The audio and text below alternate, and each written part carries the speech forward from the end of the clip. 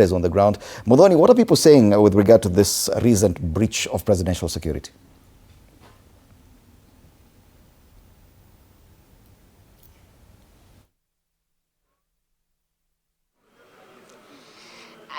A very good morning to you once again, Fred Indimuli. And to answer your question about me coming to work tomorrow, it depends who is asking.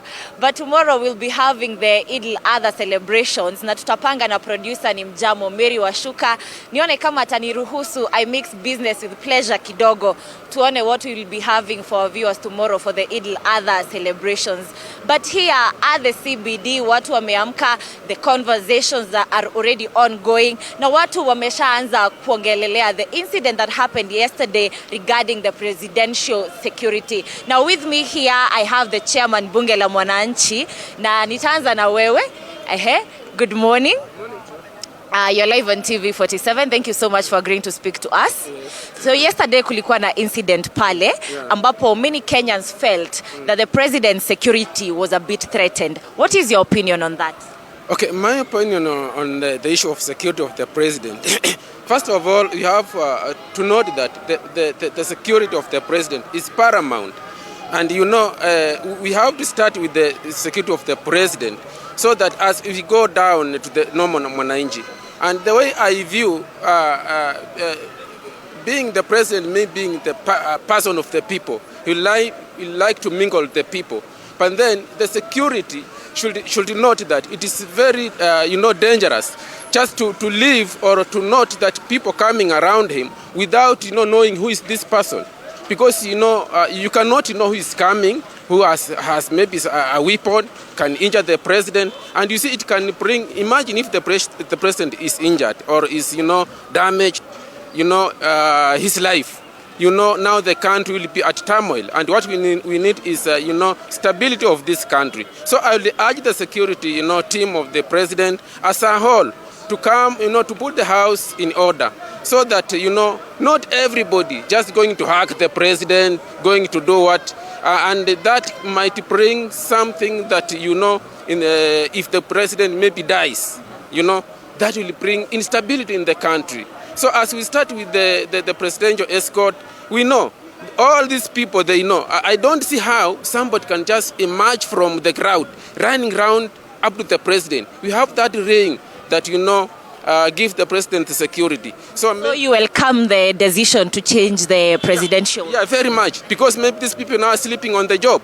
We need the president to be secured so that every Kenyan can now feel being secured. Thank you so much. Wacha tusikie maoni ya kijana hapa.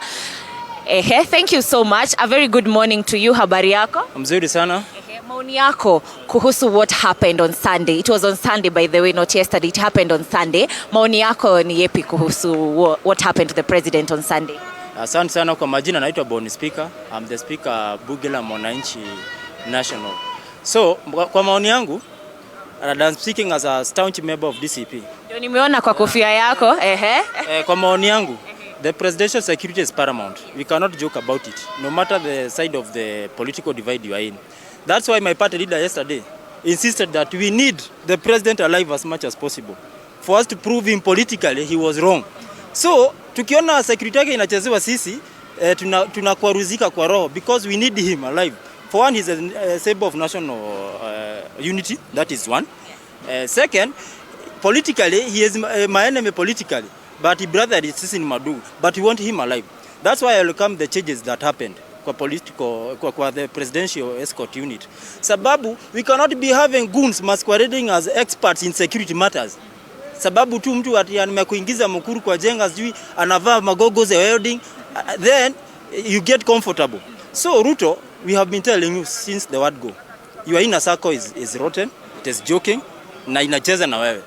So you insist the president must be kept safe? Yeah, absolutely, he must be kept safe.